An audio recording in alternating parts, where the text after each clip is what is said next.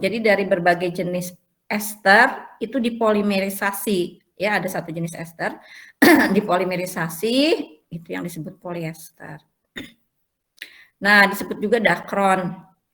Mungkin saudara pernah, kalau sekarang tuh dakron dipakai untuk isian daripada bantal atau boneka, ya. Nah, udah kebayang ya kalau gitu, kalau misalnya Anda punya bantal itu isinya polyester. Sekarang udah, kalau kapas kan udah mahal sekarang, atau kapuk itu udah mahal. Sekarang pakainya serat sintetis dan awet, gitu ya. Kemudian ada polyester resin. Resin itu untuk perekat ya. Jadi polyester itu ester-ester yang berat molekulnya tinggi gitu ya, yang benar-benar dia bentuknya viskos ya, sehingga nanti ininya apa, daya lekatnya tinggi, itu bisa dipakai untuk resin ya. Nah, kemudian ada selulosa asetat. Ini jadi kita bahan bakunya itu selulosa ya. Bahan bakunya itu selulosa. Ini juga sama. Ini sebagai bahan baku untuk buat serat. Untuk buat serat. Contohnya ini untuk membran. Selulosa asetat itu digunakan untuk membran.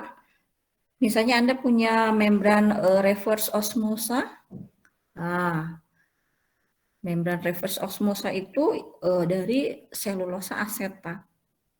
Atau yang gampang ini deh, selulosa asetat itu yang fungsinya untuk membran itu, Anda punya rokok tuh. Rokok ada filternya. Ya, rokok yang ada filternya. Nah, filternya itu adalah selulosa asetat. Yaitu merupakan proses esterifikasi. Ya, menggunakan proses esterifikasi. Kemudian ada rosin ester, vinil asetat juga ini. Vinil asetat nanti ujung-ujungnya jadi polivinil asetat. Ini pelapis pada furniture. Ya, kemudian ada selulosa santat. Ini juga sejenis polimer atau sintetik ya, serat sintetik. Selulosa santat itu. Nah, jadi ini penggunaannya cukup luas. Proses esterifikasi ini dari mulai yang esternya seknya rendah sampai seknya yang tinggi. Jadi si R-nya itu ya, R-nya itu tuh boleh berapa saja. Sehingga dengan R yang berbeda-beda itu akan menghasilkan ester dengan karakterisasi dan sifat fisik kimia yang beda-beda juga. Ya, kalau ester asiri biasanya R-nya itu rantainya pendek-pendek. Karena kan sifatnya yang mudah menguap. Jadi kalau rantainya pendek berarti dia mudah menguap, volatil. Ya, mudah menguap, berat titik didihnya rendah, berat molekulnya juga rendah. Kemudian fasanya juga mudah menguap. Sehingga nanti ester asid itu ketika menguap itu membuat menghasilkan aroma. Ya, misalnya minyak pada cengkeh yang gitu, atau misalnya sereh. Nah, itu ester asiri ya. Nah, kemudian gimana nih cara membuat ester di pabrik gitu ya, sehingga kita bisa menghasilkan jenis-jenis ester yang memang bisa bermanfaat untuk kehidupan sehari-hari. Ya. Ini jadi senyawa ester itu bisa dibentuk dengan berbagai reaksi. Ya. Antara lain apa? Kita bisa mereaksikan nih bahan bakunya ini asam karboksilat dan alkohol. Ya. Kan Anda tahu ya, sekarang kemarin kita sudah belajar tentang asam karboksilat. Nah, ini boleh dari yang R-nya 1 sampai R-nya berapapun bisa. Ya, jadi ketika Ibu bilang asam karboksilat, sebenarnya jangan hanya kalau asam karboksilat contohnya Ibu asam asetat. Ya, Anda jangan hanya terpaku pada asam asetat saja, walaupun secara garis besar atau secara kebanyakan proses esterifikasi yang menggunakan asam karboksilat itu yang paling favorit ya, yang digunakan itu adalah asam asetat, ya. Nah, dan alkohol. Nah, alkohol juga Anda jangan kepikirannya hanya etanol, tidak. Jadi alkohol itu dari R-nya 1 kan ROH ya, kemarin kita sudah bahas. Dari R-nya 1 sampai R-nya berapapun tetap aja itu namanya golongan alkohol. Ya, tetap saja, tapi itu beda nanti sifatnya. Kalau R-nya 1, titik didihnya berapa itu beda dengan kalau misalnya R-nya 10. Itu beda, ya. Nah, kemudian reaksi yang melibatkan asam karboksilat dan etanol, alkohol, itu reaksinya selalu ciri khas yang pertama itu reaksinya reversible. Reaksinya reversible, bolak-balik. Pertama ya, ciri khasnya itu. Kemudian yang kedua, esterifikasi jika dilakukan tanpa katalis. Jadi kita nambahin nggak ada katalisnya ya. Itu butuh minimal suhunya 155 derajat Celcius. Gitu. Ya. Jadi ini reaksi bolak-balik dan butuh kalor sehingga kita sebut sebagai reaksi endoterm. Ya. Nah, ini H+ ini adalah katalis. Reaksinya endoterm dan membutuhkan katalis. Kalau nggak butuh katalis, 155 derajat Celcius. Gitu. Nah, kemudian ini contohnya ini ada RCOOH, ini asam karboksilat ya, rumusnya kayak gini. Ditambah ROH, R aksen OH ini untuk maksudnya supaya membedakan kalau R aksen ini R-nya yang berasal dari alkohol, kalau R ini yang berasal dari asam karboksilat. Ditambah katalis, ditambah kalor, ini reaksinya bolak-balik, sehingga dia akan membentuk ester, RCOOH, OR aksen, ditambah H2O. Ini reaksinya sederhana aja. Ya, reaksinya di atas kertas sederhana. Nah, kemudian ini contohnya ada asam asetat.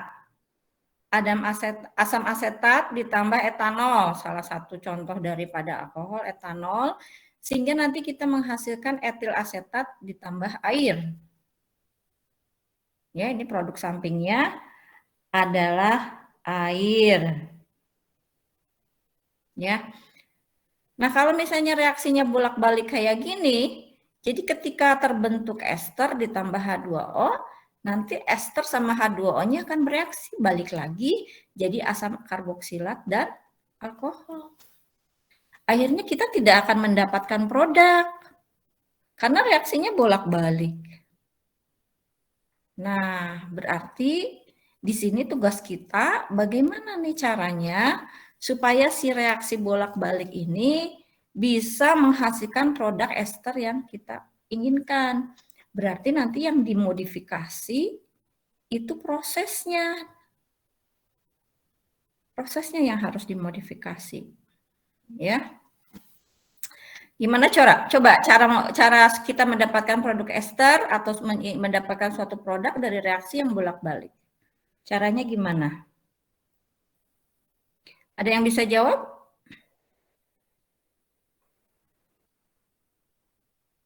Ada yang bisa jawab? Caranya gimana?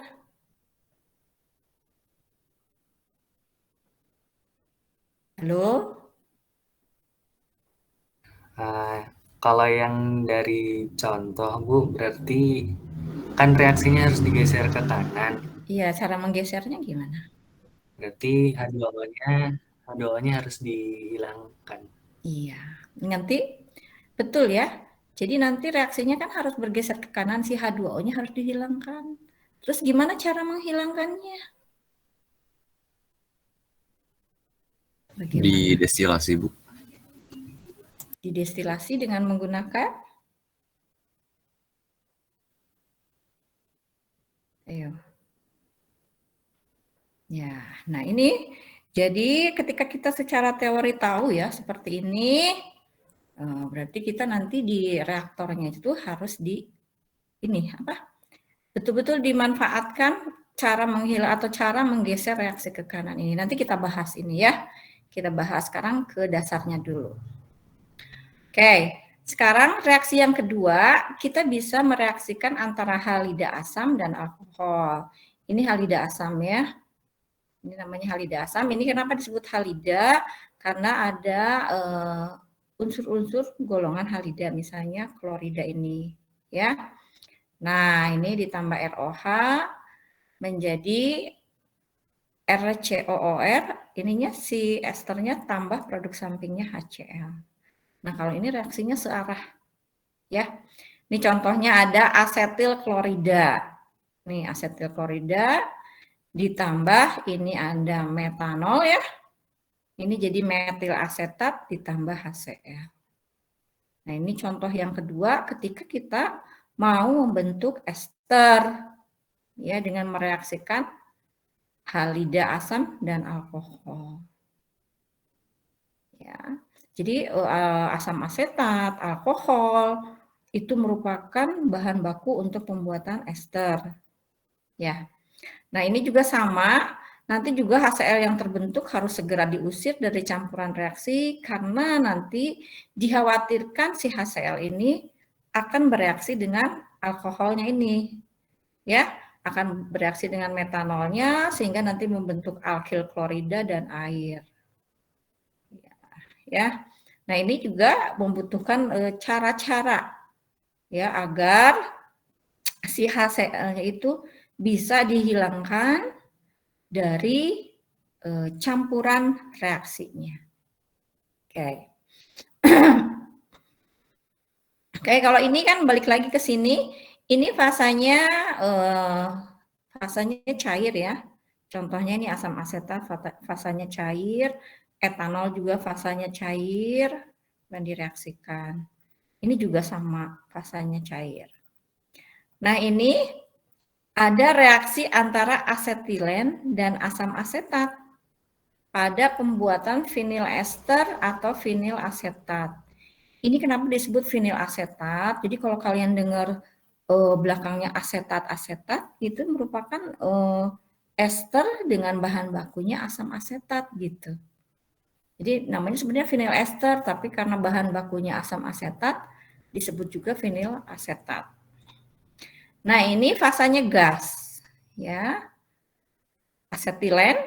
Nah, ini kan kemarin Ibu udah sebut favorit bahan baku di industri petrokimia yang untuk sintesa senyawa organik adalah asetilen, yaitu alkuna ya, golongan alkuna. Ini asetilen ini CH ini C2H2 ya. Fasanya gas ditambah asam asetat, fasanya gas. Kemudian kita bereaksi menjadi vinil asetat dengan fasanya gas. Nah, karena dilakukan di fasa uap dengan suhunya 200 derajat Celcius, kan 200 derajat Celcius berarti ini fasanya udah gas semua ya. Nah, walaupun suhunya 200 derajat Celcius tetap harus ditambah katalis. Nah, katalisnya merkuri salt atau merkuri fosfat, zinc silikat atau zinc asetat. Ini katalisnya padat. Nih, katalisnya padat. Kalau yang ini kita bisa pakai katalis. Ini katalisnya berarti cair. H+ itu katalisnya boleh dalam bentuk asam-asam anorganik, misalnya H2SO4 maupun HCl. Ya. Nah, ini contohnya. Nanti kita lihat gimana sih cara menangani proses yang fasenya gas dan fasenya cair. Ya, nanti dicontoh. Nah, kemudian ada reaksi antara keten dan alkohol dengan katalis asam sulfat atau boron trifluorida. Ini bisa juga nih bikin ester dari keten dan alkohol, ya. Lagi-lagi enggak ada alkohol, ada ada asam karboksilat. Nah, gitu. Kemudian yang kelima ini reaksi antara alkohol dan asam organik anhidrat. Jadi reaksinya sama antara asam organik anhidrat, kan asam organik itu misalnya asam karboksilat sama ya. Disebutnya asam organik. Ini Ibu kasih yang gini-gini supaya saudara bisa tahu, oh asam karboksilat itu disebutnya asam organik juga. Nah, tapi di sini asam organiknya anhidrat. gitu. Sehingga nanti saudara kalau misalnya di lab ataupun di industri akan dengar istilah asam, salah satu contoh daripada asam organik itu kan asam asetat ya, yang paling favorit dipakai di industri itu. Mungkin Anda pernah dengar asam asetat glasial. Nah, itu adalah asam asetat 100%. 100% berarti tidak ada pengenceran dengan air. Nah, ada juga yang disebut sebagai asam asetat anhidrat. Gitu. Ya, jadi asam asetat anhidrat itu adalah masih saudara dengan asam asetat glasial. Cuman asam asetat anhidrat adalah gabungan dua molekul asam asetat ya diprosesnya tuh dengan membuang satu molekul air. Jadi ini rumusnya asam asetat itu seperti ini. Asam asetat anhidrat. Kalau asam asetat biasa kan CH3COOH ya. Nah, tapi kalau asam asetat anhidrat ini seperti ini rumusnya. Ya. Nah, penggunaan asam asetat anhidrat untuk reaksi esterifikasi ya dengan mereaksikannya dengan alkohol ini lebih efektif karena lebih cepat dibandingkan dengan asam organik asalnya dan nanti sifatnya searah. Ya. Asam organik anhidrat yang paling banyak digunakan adalah asam asetat anhidrat. Ya, kalau misalnya mau lebih cepat lagi kita boleh katalisa dengan menggunakan asam sulfat. Ya, tapi ini reaksinya beda. Kalau misalnya kita gunakan asam organik yang biasa, reaksinya kan tadi bolak-balik ya. Reaksinya bolak-balik. Tapi kalau kita pakai asam asetat anhidrat, ini rumusnya CH3CO2 kali O. Ya. Kalau kita pakai asam asetat anhidrat ditambah etanol, ini jadi metil asetat, ya, metil asetat, terus atau metil ester, ya, terus ini ada produk sampingnya asam asetat, gitu. Kalau yang tadi kan produk sampingnya apa? H2O ya. Kalau yang kita pakai asam asetat glasial yang 100% itu produk sampingnya asam asetat. Produk sampingnya H2O. Tapi kalau kita pakai asam asetat anhidrat, produk sampingnya adalah asam asetat. Gitu. Nah, cuman asam asetat anhidrat itu walaupun misalnya dia efektif sekali untuk membuat ester, tapi harganya mahal. Ya. Harganya mahal sehingga biasanya di industri itu digabung penggunaannya antara asam asetat glasial dan asam asetat anhidrat. Gitu. Ya. Nah, itu sekalian saudara bisa baca lagi contoh-contoh dari asam asetat reaksi yang melibatkan asam asetat anhidrat. Nah, itu adalah beberapa reaksi ketika kita mau membuat ester. Ini secara garis besar ya. Ya, jadi nanti kalau saudara membuat ester dari asam karboksilat dan alkohol, sekali lagi ditekankan nggak mesti misalnya alkoholnya etanol atau asam karboksilatnya itu asam asetat, tidak. Boleh apa aja. Ya. Nah, itu. Cuman tadi satu asam pembentukan ester itu adalah endoterm. Ya, jadi membutuhkan energi. Bahkan kalau nggak dipakein katalis, suhu minimumnya aja 155 derajat Celcius. Jadi tidak mungkin itu dilakukan di kondisi kamar gitu. Misalnya saudara nih mau mereaksikan ini dengan ini, nggak usah pakai katalis lah. Panasin aja sampai 100 itu nggak akan terjadi reaksinya. Jadi harus dipanaskan sampai suhunya 155 derajat Celcius. Sementara 155 derajat Celcius di tekanan ATM ya nggak dapat lah. Nah gitu. Berarti harus pakai katalis. Oke, itu ya.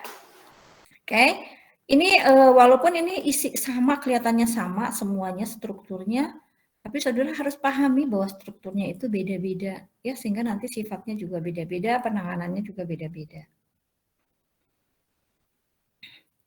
Lanjut ya. Nita, kita ke mekanisme reaksi sekarang ya.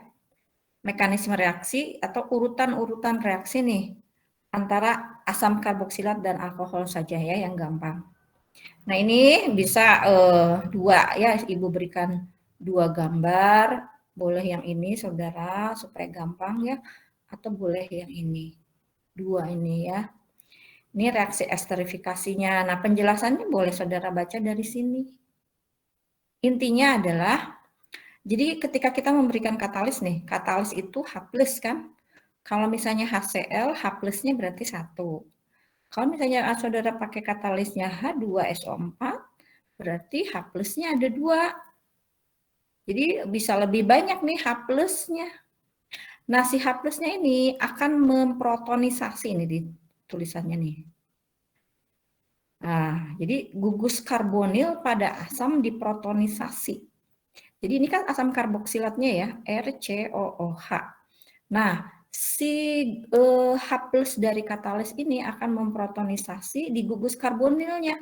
Ibu kan kemarin sudah bilang, kalau gugus fungsi ini adalah gugus yang atau bagian yang paling mudah diserang. Kenapa? Karena di situ energinya paling rendah. Ya. Nah, ketika ini masuk ke sini ya, sehingga nanti si senyawa antara ini atau senyawa karboksilatnya yang sudah ada H-nya itu menjadi bermuatan. Ya, jadi protonisasi meningkatkan muatan positif pada atom karbonil dan menjadikan sasaran yang baik untuk serangan nukleofil. Nah, jadi ketika dia sudah terprotonisasi atau sudah bermuatan, dia akan mudah bereaksi dengan senyawa yang ada di dalam reaktor tersebut. Gitu. Nah, karena dia sudah bermuatan, berarti dia akan langsung bereaksi dengan etanol atau dengan alkoholnya. Ini alkohol kan? Nah, alkoholnya akan tertarik ke sini, karena ini bermuatan, akan tertarik ke sini. Nah, ketika alkoholnya tertarik ke sini, putuslah ikatan sini ini. Nah, ini dulu yang diserang nih, ikatan rangkapnya dulu yang diserang. Putus. Sehingga dia membentuk senyawa antara yang seperti ini. Ya, bentuk senyawa antara yang seperti ini. Kemudian nanti si H+-nya itu keluar dulu. Ya, keluar dulu. Kemudian dia meredeposisi ya istilahnya tuh ya, meredeposisi posisi dianya menjadi di sini. Ini turun lagi ke sini sehingga posisinya di sini. Jadi intinya dia meredeposisi posisi itu agar stabil ya, sehingga nanti ini di sini jadi tadi kan dari sini pindah ke sini dia. Nah, pindah ke sini dia keluar dulu tadi ya. Keluar dulu H+-nya, kemudian dari sini tuh keluar H+-nya, kemudian H+-nya masuk tapi di posisi yang ini. Gitu. Di posisi ini yang ini dia keluar dulu si sini kan nih H+-nya nih keluar dulu, kemudian memposisikan diri di sini di OH. Karena H+ itu kan selalu berikatan dengan OH ya. Nah, di sini posisikan. Nah, kemudian dari sini baru keluar menjadi H2O ya. Nah, yang ini si ikatannya balik lagi menjadi RCOOR aksen. Ini baru stabil di sini. Ditambah H+, H+ itu menjadi yang tadi. Jadi si katalisnya itu sebenarnya dia ikut dalam reaksi, tapi di akhir reaksi itu dia akan kembali lagi. Ya, si H+ yang dari katalisnya tuh, jadi ada istilah katalis itu tidak ikut bereaksi, tapi mempengaruhi reaksi. Di akhir reaksi dia balik lagi, kemudian dia akan menyerang si asam karboksilat yang baru. Itu. Sehingga ini setelah stabil dia berubah menjadi senyawa ester dan H2O. Gitu. Jadi ternyata kalau kita lihat ini tidak semudah yang seperti kita perkirakan ini jadi ini direaksikan jadi ini, hasilnya ini jadi ini. Enggak. Ternyata ada berbagai tahapan. Kalau kita tidak berikan katalis, si asam karboksilatnya tidak akan bermuatan. Kalau tidak bermuatan, dia tidak akan mudah bereaksi dengan yang lain. Ya, nah ini penjelasannya. Jadi ada tahap ketiga dan keempat adalah tahap kesetimbangan. Jadi semua struktur itu selalu akan mencari kondisi kesetimbangan, gitu ya. Tiap-tiap unsur itu akan berikatan dengan unsur lain yang memang nanti akan membentuk senyawa yang setimbang. Gitu. Nah, ini akhirnya menjadi ester dan H2O. Gitu, ya. Nanti saudara bisa lihat lagi, saudara bisa pahami lagi bahwa ternyata seperti ini mekanisme reaksi dari proses esterifikasi, ya. Oke, sehingga nanti biasanya kita memberikan katalis itu, kan katalisnya dalam HCl atau H2SO4 ya, nggak banyak-banyak, tidak terlalu banyak, karena apa? Karena katalis itu dibutuhkan dalam jumlah sedikit, karena setelah reaksi keluar lagi dan akan menyerang lagi. Gitu. Kalau terlalu banyak, nanti HCl dan H2SO4-nya akan mengotori produknya jadi terkotori oleh asam anorganik ya. Nah, gitu ya. Oke. Mau ada yang ditanyakan atau pertanyaannya nanti di belakang aja? Ada yang mau ditanyakan nggak? Sampai sini? Ibu izin bertanya. Ya, silahkan. Kalau standar penggunaan katalisnya itu gimana, Bu? Sesuai kebutuhan atau gimana, Bu? Kan tadi bisa dipilih yang hanya +1 atau nggak H+2 dari H2SO4 gitu, Bu. Jadi kalau misalnya nih si esternya itu, kalau misalnya asam karboksilatnya itu R-nya rendah ya, R-nya kecil misalnya, R-nya rendah, itu biasanya kita cukup pakai H-nya 1 yaitu HCl. Tapi misalnya kalau misalnya si asam karboksilatnya itu H-nya atau R-nya itu panjang ya, berarti kan dia panjang ya. Nah, itu kita pakai yang H2SO4. Jadi tergantung kalau misalnya si bahan bakunya tuh susah bereaksi, kita pakai yang H2SO4. Ya. Atau misalnya kalau misalnya bahan bakunya itu kita inginkan prosesnya lebih cepat misalnya, kita pakai H2SO4. Gitu, ya. Jadi tergantung kita mau kecepatannya seperti apa. Nah, kemudian berapa Bu konsentrasi katalis yang dibutuhkan? Nah, itu nanti berdasarkan penelitian. Ya, makanya di tiap industri petrokimia atau industri sintesis itu ada R&D-nya itu. Jadi si katalis yang cocok, kemudian konsentrasinya berapa, itu harus melalui proses penelitian. Nah, ya, nanti karena tadi kalau misalnya terlalu sedikit katalisnya, reaksinya jadi tidak cepat. Kalau terlalu banyak, berarti nanti ada HCl dan H2SO4 sisa. Ya. Nah, kalau sisa berarti kan harus dibersihkan karena nanti produknya jadi kotor. Ya.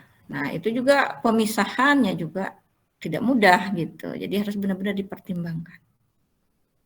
Ya, ini baru tahap pengenalan gitu. Ya, seperti itu. Oke, ada lagi yang mau tanya? Ibu, mau tanya sekali lagi. Silahkan. Kan tadi yang asam karboksilatnya itu emang nggak harus asam asetat ya tadi itu. Yeah. Terus alkohol juga emang nggak harus etanol juga. Nah itu tuh reaksi itu tuh ada perhitungannya nggak sih Bu? Kayak misalkan jadi pasangannya gitu antara si asam karboksilat sama si alkohol itu gitu. Nah gini, jadi kita tuh bereksperimen nanti tuh ya. Nanti misalnya si asam karboksilatnya asam asetat ya. Kemudian kita reaksikan alkoholnya ganti-ganti. Ada etanol, metanol, propanol, butanol, pentanol, terus direaksikan. Sehingga nanti kita dapat produk ester asiri ya. Terutama kalau misalnya yang alkoholnya tuh yang masih fraksi ringan lah ya. itu kita akan menghasilkan aromanya apa nih? Misalnya butil asetat aromanya seperti etil asetat, misalnya aromanya seperti permen karet. Ya, nanti butil asetat aromanya seperti apa? Ya, nanti propil asetat aromanya seperti apa? Nah, itu nanti udah. Jadi nanti tiap-tiap ester tuh kita punya produk ester tuh kita bisa menghasilkan aroma yang beda-beda. Atau kebalikannya, kita pakai alkoholnya etanol misalnya. Nah, nanti si asam karboksilatnya diganti-ganti. Asam asetat, asam pentanoat, asam propanoat, terus diganti-ganti sehingga nanti kita punya variasi yang sangat banyak, terutama kalau kita bikin mentas asiri. Nah, ini yang bisa menghasilkan rasa dan aroma yang macam-macam gitu. Nah, nanti dari ester-ester itu dikombinasikan sekian persen etil asetat, sekian persen butil asetat. Jadi baunya kayak apa nih? Gitu. Nah, ini adalah salah satu prinsip pada saat kita mau bikin parfum yang sintetis. Jadi dari kombinasi ester-ester itu menghasilkan bau yang kayak gini. Kombinasi berbagai ester itu menghasilkan bau yang kayak gini. Sehingga kalau Anda pakai parfum sintetis itulah yang murah-murah itu ya, yang spray-spray itu baunya hampir sama ya semuanya ya. Bener nggak? Iya. Iya. Ya, itu tuh dibuat dari ester sintetis. Kalau yang parfum yang mahal, itu mah biarin aja, itu mah punyanya Syahrini. Nah, itu. Ya. Nah, jadi tergantung nanti kita, siapa tahu nanti Anda bisa mengkreasikan ester jenis baru. Kayak misalnya ester etil asetat misalnya itu nanti dicampur jadi rasa permen karet. Sekarang ada sirup permen karet, perisa permen karet. Nah, itu dari ester, ininya perisanya itu bukan alami. Makanya jangan terlalu banyak itu. Kalau yang makan yang nggak alami-alami itu namanya juga nggak alami kan. Kalau nggak alami itu kan mesti khawatirnya bahan bakunya ada asam asetat, masih ada alkoholnya. Terus ketika purifikasi pemisahannya belum terlalu bersih, masih banyak zat-zat pengotor lain. Gitu. Atau misalnya saudara makan apa ya? Pokoknya perisa-perisa di permen, di sirup. Nah, kayak gitu. Itu tuh gabungan berbagai ester yang disintetis di laboratorium. Sampai sekarang bisa kan kita sintetis perisa daging misalnya. Ya, kalau ekstraksi daging ya, misalnya di lab beef extract misalnya itu memang diekstrak dari daging sapi. Tapi kalau udah perisa ayam, perisa sapi itu dibikin di lab perisanya. Gitu. Nanti Anda bisa lihat nih kalau misalnya perisa ayam atau perisa sapi tuh esternya jenis apa sih gitu. Atau pakai misalnya dia justru pakai produk yang lain misalnya klasifikasi kimia organik yang lain bukan hanya ester. Misalnya ada monosodium glutamatnya. Gitu. Ya, paham? Kejawab nggak? Kejawab, Bu. Makasih. Ya. Ada lagi yang mau tanya? Kalau enggak, lanjut ya. Oke, nah sekarang kita lihat dulu nih penanganan reaksi esterifikasi.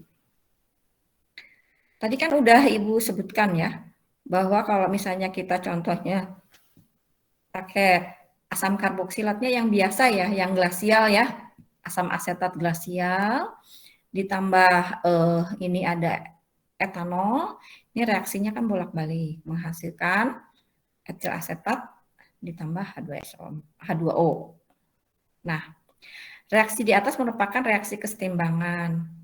Ya, agar diperoleh yield produk ester yang tinggi, maka reaksi harus digeser ke kanan. Tadi betul.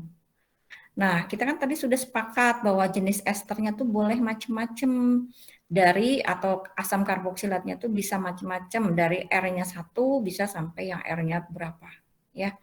Nah, sekarang jika asam organik atau asam karboksilatnya, kemudian alkoholnya juga R-nya panjang, ya, dan produk ester yang terbentuk bersifat non-volatil, nah berarti kalau non-volatil kan berarti dia tidak mudah menguap.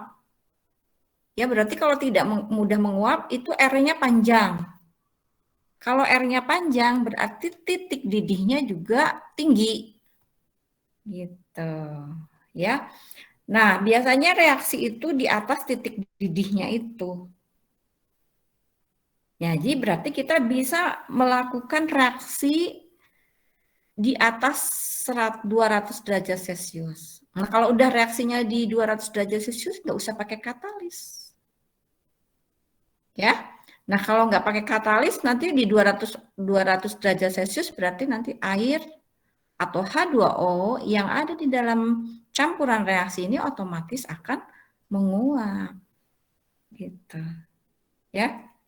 Contohnya nih, kita bisa pakai asam organik, namanya asam organiknya rosin. Rosin itu asam karboksilat yang R-nya cukup panjang. Ya, nama dagangnya namanya rosin. Terus alkoholnya itu jenisnya glikol. Ya, ininya juga R-nya juga panjang. Sehingga nanti kita punya produk ester gam atau ester resin. Ini pergunaannya untuk resin, ini produknya itu untuk perekat. Namanya ester gam. Perekat ya. Nah, itu. Jadi kalau kita mau bikin perekat ester gam dengan bahan baku rosin dan glikol, ya. Nah, ini karena titik didihnya tinggi, supaya reaksinya bisa bergeser ke kanan, kita lakukan saja pada suhu 200 derajat Celcius.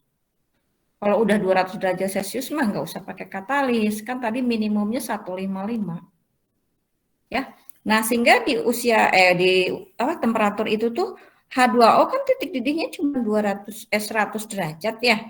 Sehingga otomatis akan menguap dengan sendirinya. Nah, kalau misalnya H2O-nya menguap, ya sudah gampang saja. Pasti reaksinya akan bergeser ke kanan. Begitu ya. Atau bisa saja cara yang kedua, itu kita lakukan bubbling gas inert N2. Jadi gas inert N2 itu nitrogen, gas nitrogen itu disebut gas inert. Artinya dia nggak akan ikut bereaksi. Jadi ketika kita mau mengusir H2O yang ada di dalam campuran reaksi, itu kita di dalam campuran reaksi itu kita kasih gelembung-gelembung gas nitrogen bertekanan.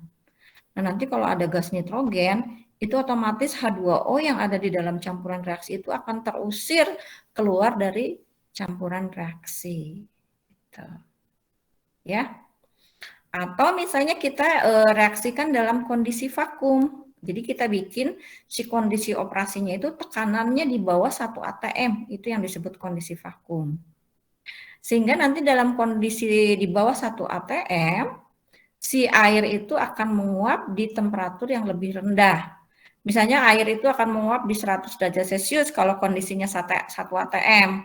Tapi kalau kondisinya di bawah 1 atm, maka air dapat menguap pada suhu di bawah 100 derajat Celcius. Gitu ya. Jadi banyak cara untuk mengusir H2O itu. Ya. Atau kita bisa melewatkan superheated steam melalui campuran reaksi. Justru kita tambahkan di dalam campuran reaksi itu steam tapi harus superheated. Jadi steam yang bertekanan tinggi dan suhunya tinggi. Jadi sekalian nih sistemnya itu buat memanaskan campuran reaksi juga akan menguapkan air nih di dalam yang terbentuk di dalam campuran reaksi ini keluar dari campuran reaksi. Gitu. Nanti si superheated steam ini berfungsi juga sebagai pengadukan. Nah, ini gambarnya di sini nih. Nah, mana ya gambarnya? 8.2. Kok gambarnya cuma 1 ya? Kok hilang ya gambarnya? Sebentar. Harusnya ada ini gambarnya. Nanti Ibu cari lagi ya. Oke, jadi kebayang ya, Jadi si H2O-nya itu yang diusir dari campuran reaksi dengan berbagai cara. Ya, jika apa? Jika asam organik, alkohol, dan produk esternya bersifat non-volatil. Nah ya, tapi kalau misalnya kebalikannya, jika R-nya pada pendek ya, R-nya asam karboksilat maupun R-nya si alkohol, itu bersifat volatil berarti maka reaksinya bergeser ke kanan dengan cara apa? Kebalikannya, kita mengusir produknya dari campuran reaksi. Kalau yang tadi yang non volatil H2O-nya yang diusir, kalau yang ini si campuran reaksi. Karena mudah menguap, berarti nanti si suhunya itu nggak boleh lebih, paling sekitar 70 derajat. Ya, si suhu kondisi operasinya itu, suhu reaksinya. Nah, di suhu 70 derajat, mana ada reaksi esterifikasi berlangsung. Tadi kan minimumnya 155. Nah, itu makanya diberikan katalis. Nah, jadi pada saat reaksi esterifikasi berlangsung akan terbentuk ester dan air. Ester yang bersifat volatil akan menguap bersama dengan alkohol dan masuk ke tangki distilasi. Nah, nanti di tangki distilasi ini akan dipisahkan. Nah, ini reaktornya. Reaktornya suhunya 70 derajat Celcius, berarti butuh apa? Butuh katalis. Ini jadi harus ada katalisnya kalau 70 derajat Celcius. Makanya kemarin saudara reaksi esterifikasi dengan suhu yang sekitar 60, 70 itu pakai katalis. Kalau nggak pakai katalis tidak bereaksi, ya. Jadi harus pakai katalis. Ini ada asam organik, tangki asam organik masuk sini, kemudian alkoholnya masuk sini, bereaksi. Yang diusir adalah produknya. Si esternya diusir. Jadi ketika esternya diusir, reaksinya akan bergeser ke kanan. Nah, diusir, otomatis kan alkoholnya akan terusir juga. Biasanya alkoholnya kan ininya titik didihnya rendah ya. 70 derajat mah alkoholnya udah nguap. Ya. Kalau asam asetat enggak ya. Nguap, kemudian ini dipisahkan, yang nanti si crude esternya masuk ke plan purifikasi, si alkoholnya balik lagi ke si reaktornya. Nah, di sini justru nanti yang ngumpul itu airnya. H2O-nya mah nggak dikeluarkan di dalam reaktor.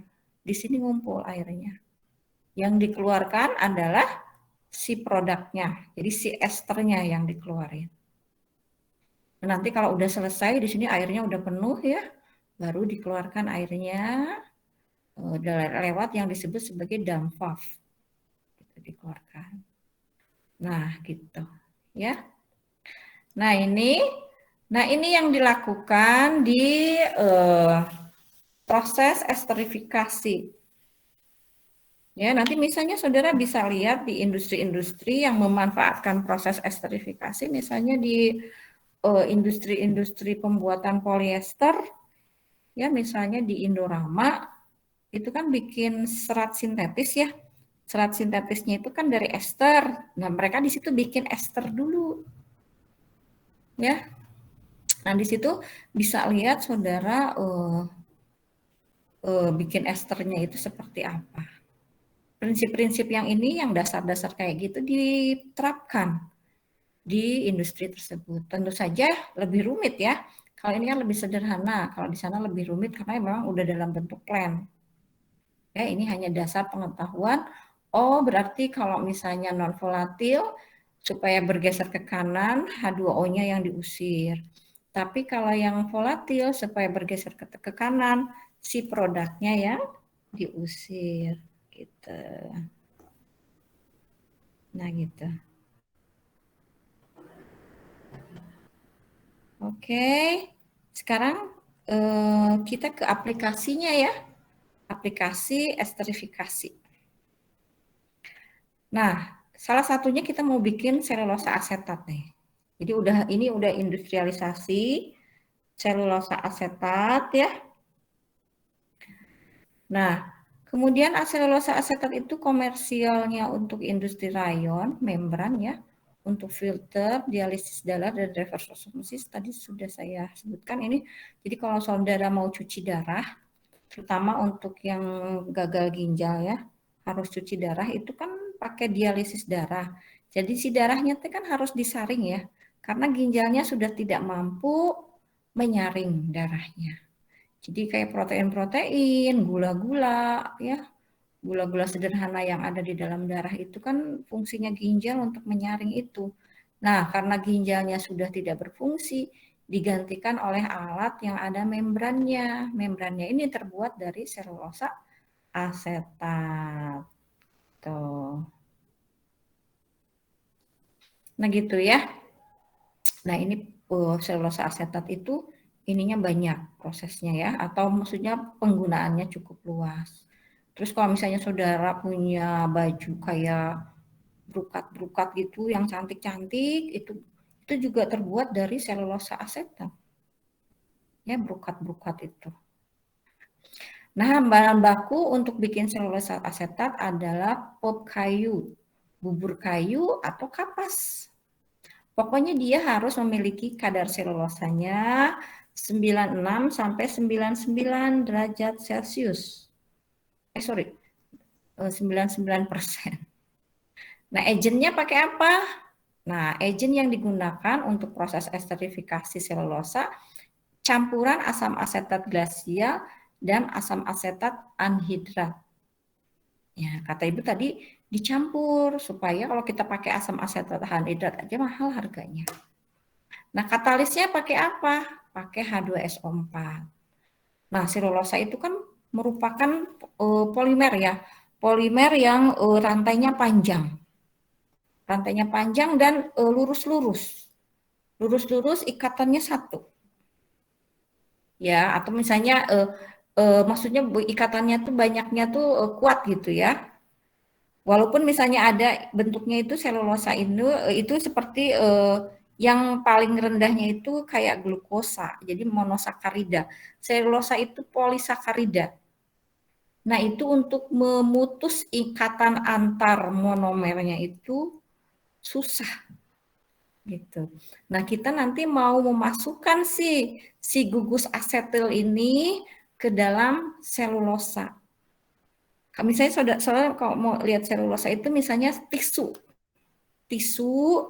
atau misalnya daun-daun itu banyak ya, banyak selulosa lah, tisu seperti itu. Atau misalnya kulit-kulit dari batang, nah itu selulosanya banyak. Atau ini kapas. Nah, kapas itu juga selulosanya banyak. Itu selulosa 99%. Ya selulosa itu seperti itu karakteristiknya. Kalau saudara tarik, itu kan mudah putus ya. Mudah hancur. Nah, selulosa. Tapi ketika dia diubah menjadi selulosa asetat, gugus asetilnya dimasukkan, itu hasilnya menjadi lebih kuat. Disebut juga polimer komersial. Ini untuk industri rayon. Rayon itu digunakan, tali rayon itu digunakan untuk tali-tali ya, tambang-tambang, misalnya ada di pelabuhan yang besar-besar itu pakai rayon. Jadi kekuatan si selulosa sama selulosa asetat itu akan berubah, beda. Ya, untuk gampangnya gini deh. Anda nih punya tisu, terus Anda punya filter rokok. Bah, bandingin si tisu itu selulosa asli. Nah, si filter rokok itu adalah selulosa asetat. Anda bandingin aja nanti. Tisu ini tidak bisa menyaring. Tapi ketika dia diubah menjadi selulosa asetat, fungsinya jadi sangat banyak.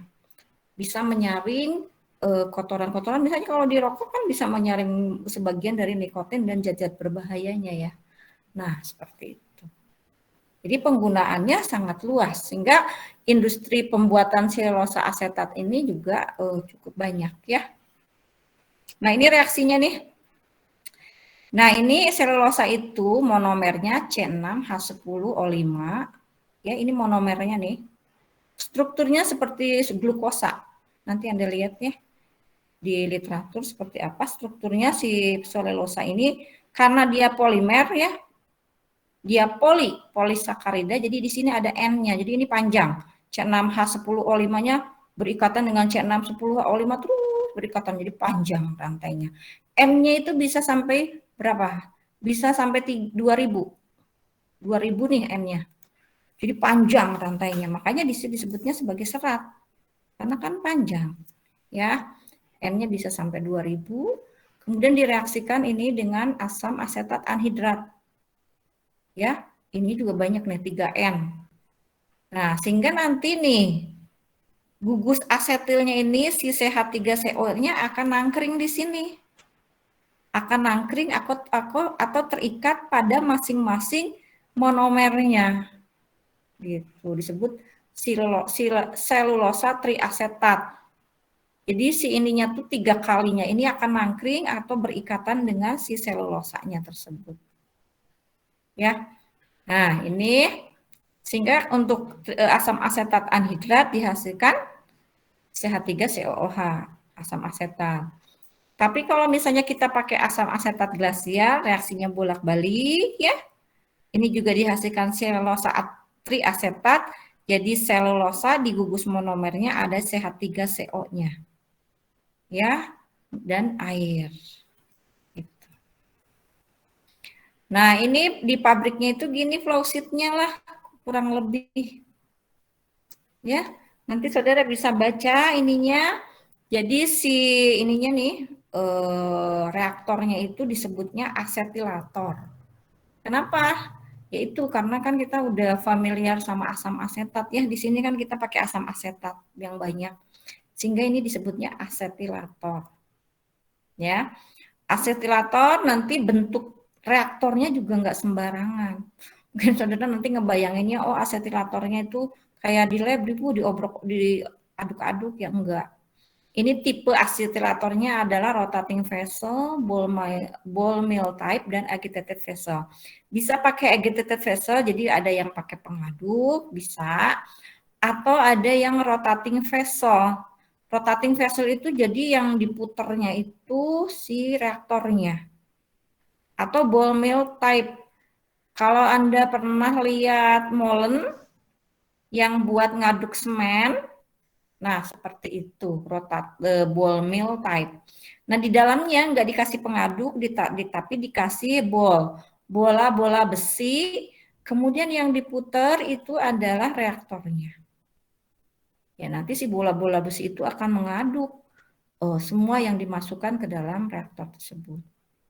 Nah, apa aja yang masuk ke dalam reaktor? Ini, ya.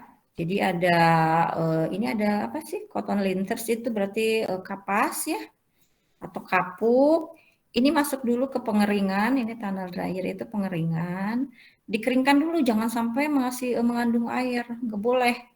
Nggak boleh ada airnya. Nanti kalau ada airnya ini nanti reaksinya ada reaksi samping hidrolisis. Nanti Bu jelaskan ya di bab 2. Jadi ini harus benar-benar kering banget si kapasnya. Nah, di sini dicampur, ini kan ada glacial acetic acid ya. Glacial acetic acid nih ya. Dicampur dengan acetic anhydride. Nih. Di sini dicampur ya. Glacial acetic acid dicampur dengan acetic anhydride. Kalau acetic anhydride selalu dalam kondisi beli. Karena dia butuh pabrik sendiri kalau mau bikin. Ya, beli dicampur dengan glacial acetic acid. Kalau glacial acetic acid biasanya ada plant tersendiri. Nanti ya. Campur, masuk ke mixing tank, dicampur dulu di mixing tank, tambah katalis. Plus masuk, kemudian masukkan ke sini. Masukkan ke sini, kondisi operasi di sini berapa Bu? Nih, suhunya 32 sampai 35. Enggak tinggi-tinggi. Karena tadi Bu dikasih katalis ya. Jadi suhunya Bu enggak sampai 155, enggak. 32 sampai 35 dikasih katalis karena 1,5 sampai 2 jam. Nah, nanti si produknya itu merupakan campuran yang sangat viskos. Nah, nanti kalau sudah selesai masuk ke aging tank. Jadi masuk ke aging tank itu supaya menyempurnakan reaksi. ya, sehingga nanti semuanya itu si asetilnya itu ya masuk ke semua, terikat semua ke selulosa membentuk triasetat, selulosa triasetat. Nah, nanti kalau sudah masuk, kemudian kan bentuknya pasta ya, bentuknya nanti sangat pasta yang sangat viskos. Ini masuk ke precipitation tank. Jadi ini diendapkan dulu. Diendapkan dulu. Tadi kan ada H2O-nya kan sebagai produk samping ya. Ada H2O-nya sebagai produk samping. Jadi ini harus diendapkan dulu di sini. Ya. Diendapkan dulu, kemudian baru disentrifuge. Disentrifuge itu pemisahan dengan kecepatan tinggi. Bisa sampai 2000 rpm. Jadi ketika diputar dengan kecepatan 2000 rpm, si endapan yang mengandung selulosa triasetat itu akan terpisahkan dari sisa-sisa asam. Kan terbentuknya H2O sama CH3COOH ya. Nah, sehingga nanti Anda punya asam produk sampingnya tuh asam asetat yang encer. Gitu ya. Nah, kemudian ini selesai. Nanti produk yang si pastanya, jadi si asam asetatnya ini, asam asetat yang encernya ini sebagai produk samping, ini akan dimasukkan ke plen asetat, asam asetat. Nanti Ibu cerita ya. Nah, kemudian si pastanya itu, pasta selulosa triasetatnya akan dicuci. Karena kan tadi masih ada H2SO4-nya ya, sebagai katalis. Jadi jangan sampai nanti si produknya itu mengandung asam. Dicuci, dikasih H2O lagi, diublak-ublak lagi di sini. Nah, kemudian disentrifuge lagi di sini. Disentrifuge. Nah, nanti kalau sudah selesai disentrifuge, ya, kemudian dimasukkan, dikeringkan. Dikeringkan, nanti jadi selulosa asetat yang nanti bisa diubah menjadi rayon, plastik, dan sebagainya di sini. Nanti bentuknya kayak flek-flek gitu. Jadi kayak keripik-keripik selulosa triasetat. Gitu ya. Nanti terserah nanti kalau misalnya mau dibikin serat-serat atau gimana itu ada prosesnya lagi. Ini hanya bikin selulosa asetatnya. Nah, tadi kan si asam ya, asam CH3COOH-nya, asam asetat encernya itu akan masuk ke plen. Akan masuk ke plen untuk diuapkan airnya. Nih H2O-nya dikeluarkan. Dipanaskan ya, kemudian dievaporasi, diuapkan aja airnya. Sehingga nanti di sini diuapkan, nanti saudara akan punya asam asetat glasial. Jadi asam asetat yang apa? Yang 100%. Bisa Bu, bisa. Jadi plennya biasanya di pabrik selulosa asetat itu ada plen pemurnian atau peningkatan konsentrasi daripada asam asetat. Jadi asam asetat hasil samping dari produk itu, ya asam asetat yang terbuang, asam asetat yang dihasilkan dari sebagai produk samping itu tidak dibuang, tidak, tapi dipekatkan lagi di plen pemekatan asam asetat. Itu ya. Nah, nanti kalau udah namanya jadi recovered glacial acetic acid. Jadi di recovery. Covered. Nah, sehingga nanti dimasukkan ke tangki glacial acetic acid. Ya. Nah, nanti digunakan lagi. Gitu. Jadi di sini tidak ada yang dibuang-buang di sini. Produk samping selalu dimanfaatkan lagi. Ya, ini untuk recovery-nya sekitar ini ya, Anda akan mendapatkan sekitar sekian pound selulosa asetat. Nah, ini apa komposisinya? Jadi kalau Anda punya 0,7 pound, itu asetik anhidritnya 2 pound, asetik acid glasialnya 3,25 pound. Sulfuric acidnya 0,1 pound. Ya, ini per pound of selulosa asetat. Untuk setiap pound of selulosa asetat ini kita butuh 0,1 sulfuric acid. Nah, itu udah sebenarnya ini berdasarkan penelitian ya. Jadi kalau udah pabrikasi berarti ya sudah fix gitu. Nah, ini adalah contoh daripada pembuatan selulosa asetat. Ini kan fasanya apa? Fasanya cair. Nah, kalau fasenya gas gimana, Bu? Nah, ini kalau fasanya gas, ini pada pembuatan sintesis, nih, kita mau bikin vinil asetat. Vinil asetat merupakan bahan baku pembuatan polimer polivinil asetat. Ya, tadi apa bahan bakunya? Dari asetilen. Dan pakai agentnya asam asetat. Ya, asam asetatnya yang glasial, bukan anhidrit. Terjadi pada fase uap 200 derajat Celcius. Kemudian kita pakai zinc asetat. Karena gas-gas, asetilinnya gas, ini nih reaksinya nih. Balik lagi ke sini ya. Nih. Nah, ini kan reaksinya asetilen, gas asetilen. Asetilen itu fasanya gas ya. Kemudian H2SO4 juga harus gas. Kemudian kita reaksikan jadi vinil ester. Nah, karena fasanya uap atau fasanya gas, nah nanti si katalisnya itu bentuknya jadi padat. Ini kayak merkuri fosfat, zinc silikat, itu padat. Ya. Nah, bentuk reaktornya otomatis nggak diaduk-aduk kalau padat mah. Namanya reaktornya disebut, ini reaktornya nih, catalyzer ini. Jadi si reaktornya itu bentuknya itu packed bed. Packed bed ini jadi si katalisnya itu diperangkap atau di dalam satu packing gitu ya. Dalam satu packing. Nah, nanti si gas-gasnya itu akan dilalui ke si katalis itu. Jadi si gasnya itu masuk ke sini dalam bentuk gas, kemudian nanti karena ketemu dengan katalis, gas-gas itu akan bereaksi. Akan bereaksi, nanti hasil reaksinya keluar dari sini. Ya, di sini ada catalyzernya itu atau reaktornya itu ada dua, ada satu dan ada dua. Gitu. Ya. Nah, katalisnya itu zinc asetat yang terikat pada karbon aktif. Jadi zinc asetatnya itu dicampur dengan karbon aktif, komposisinya 42:100 ya. Kemudian nanti dibentuk packed bed dalam bentuk bed ya.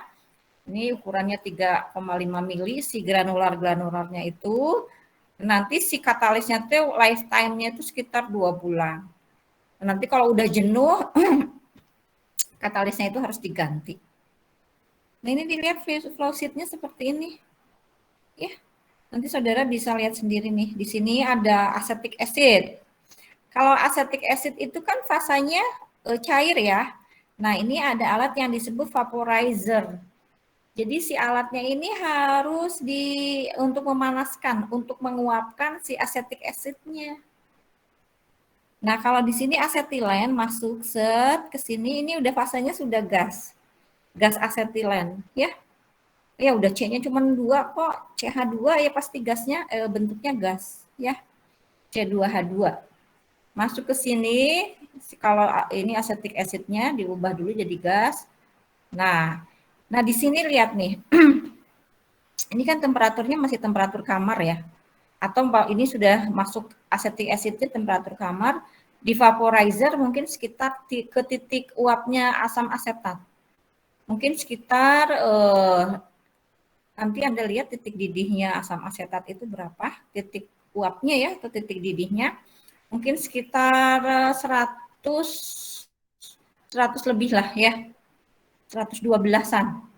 Nah ini temperaturnya udah 112, sedangkan temperatur di sini kan 200 derajat ya.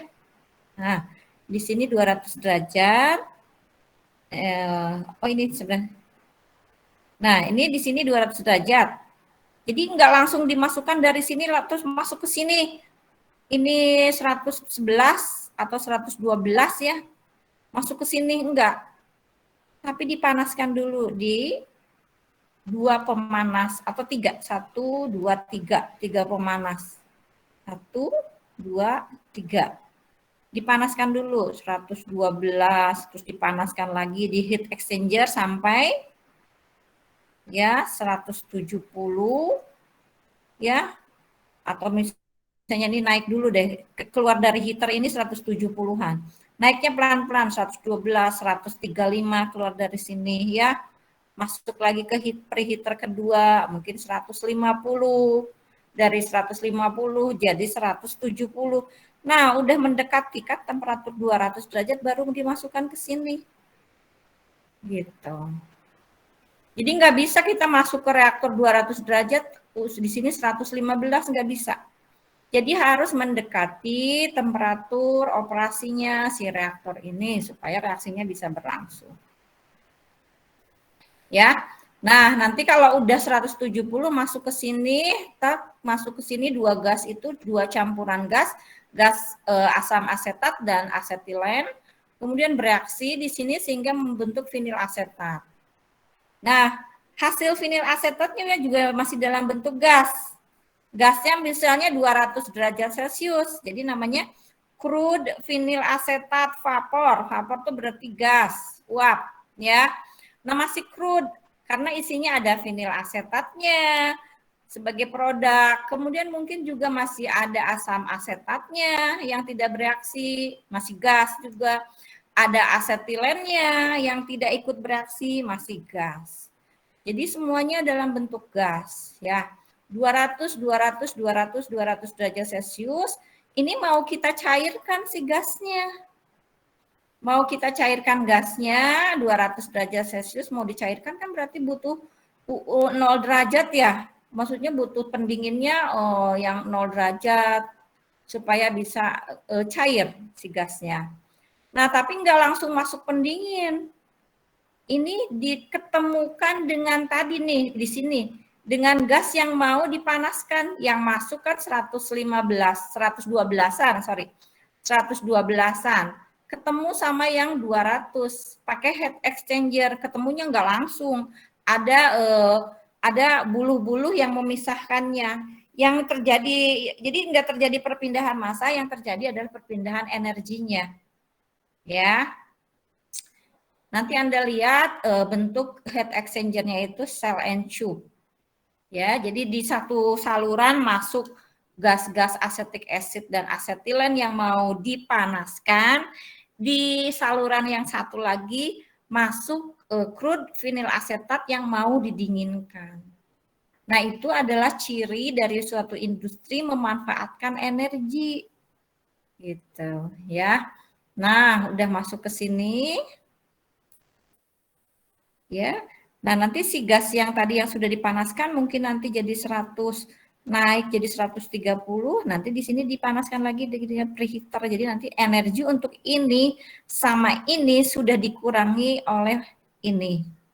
Gitu. Energi untuk memanaskan di sini dan di sini sudah dikurangi oleh energi yang berasal dari produk crude acetylene yang didinginkan. Nah, ini kan udah dingin nih, udah lumayan lah temperaturnya enggak 200 derajat Celcius lagi, mungkin turun jadi 170, lumayan kan 170, masuk ke siklon separator. Ini kalau masih ada debu-debu dari karbon aktif yang di sini suka ikut, kan ada karbon aktifnya ya. Nah, siklon separator, si karbon aktifnya itu turun, jadi bisa dipisahkan. Nah, baru masuk ke kondensor buat didinginkan. Di kondensor ini pakainya suhu airnya nggak langsung bertahap. Pakai air yang 40 derajat, pakai air yang 10 derajat, pakai air yang 0 derajat. Jadi bertahap pendinginannya ya. Nah, didinginkan di sini si crude-nya itu ya. Nah, otomatis karena vinil asetat ini akan terkondensasi. Si crude vinil asetatnya akan terkondensasi di sini. Ya. Ini akan terkondensasi. Nanti dari sini yang belum terkondensasi ke yang kedua. Yang belum terkondensasi ke yang ketiga. Tapi nanti akhirnya akan dikumpulkan. Ya, kemudian masuk lagi yang belum terkondensasi ke sini. Ya. Nah, kemudian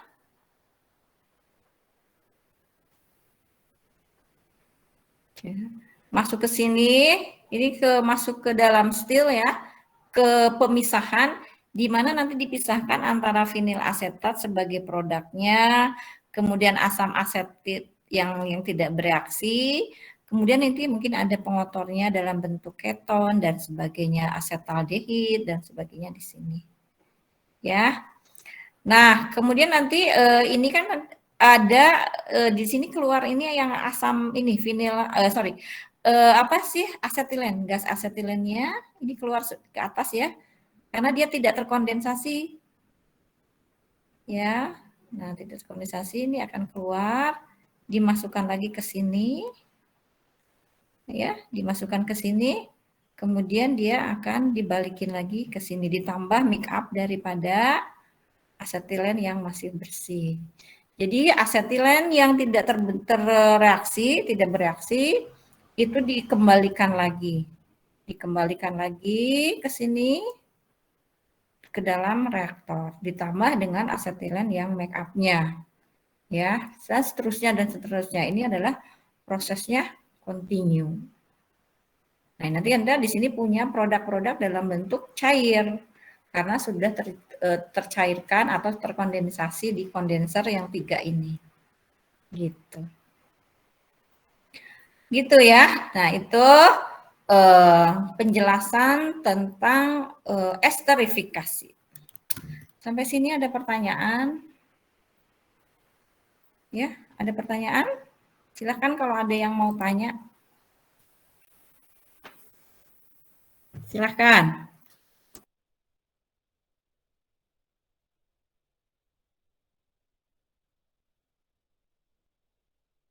Bingung Ibu. Ya, silakan. Aku bingung mau nanya yang mana. Bingung nanya yang mana? Jadi gimana maksudnya? Ya Bu, tunggu. Aku mungkin tadi ada yang kurang paham di awal, tapi udah terlanjur, jadi aku pingin selesai dulu sampai akhir.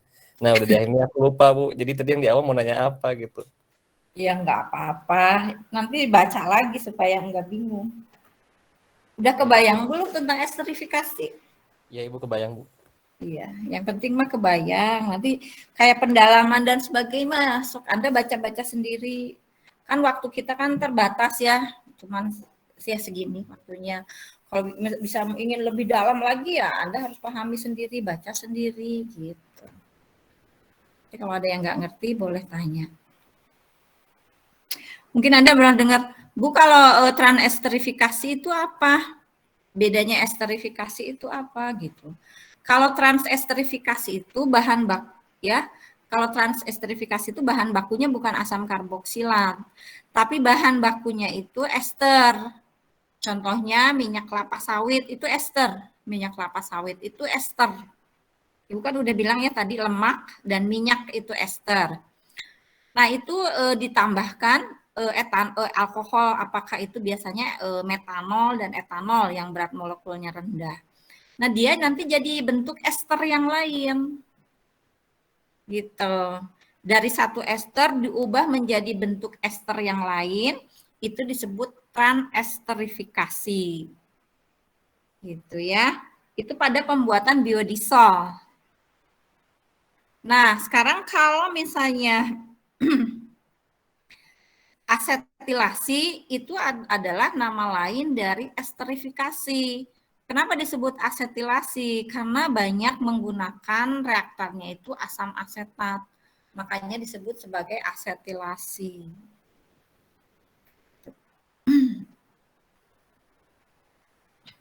Ya?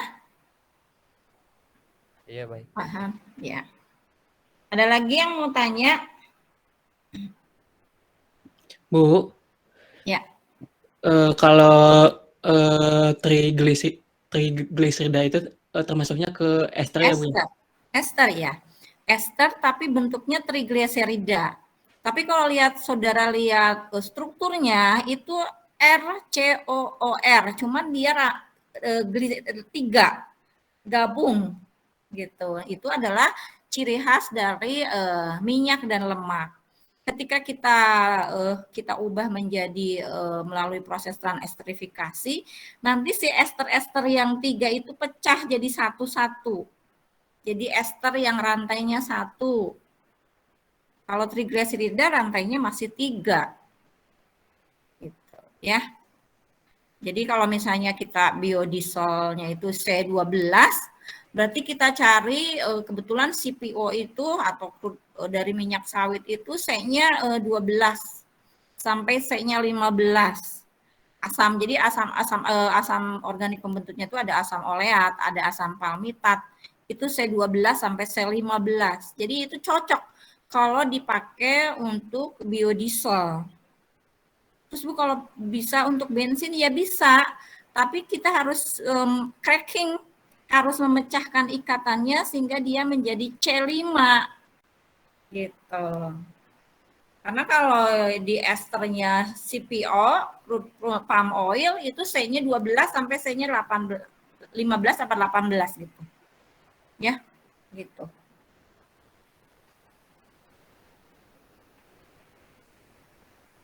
Oke ya. Oh iya Ibu.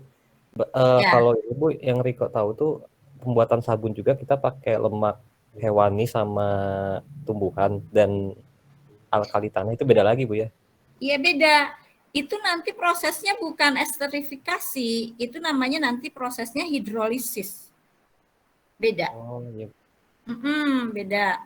Prosesnya nanti hidrolisis, kebalikannya dari esterifikasi. Makanya tadi kan Ibu pas bikin itu selulosa asetat, si katun atau si kapasnya itu harus dikeringkan supaya tidak ada reaksi samping hidrolisis. Kalau hidrolisis kebalikannya, dia nanti motong-motong rantainya, sehingga nanti serat selulosanya jadi terpotong-potong. Kalau terpotong-potong nanti jadinya pendek-pendek, jadinya mudah hancur lagi. Gitu. Iya Ibu, paham Bu. Iya.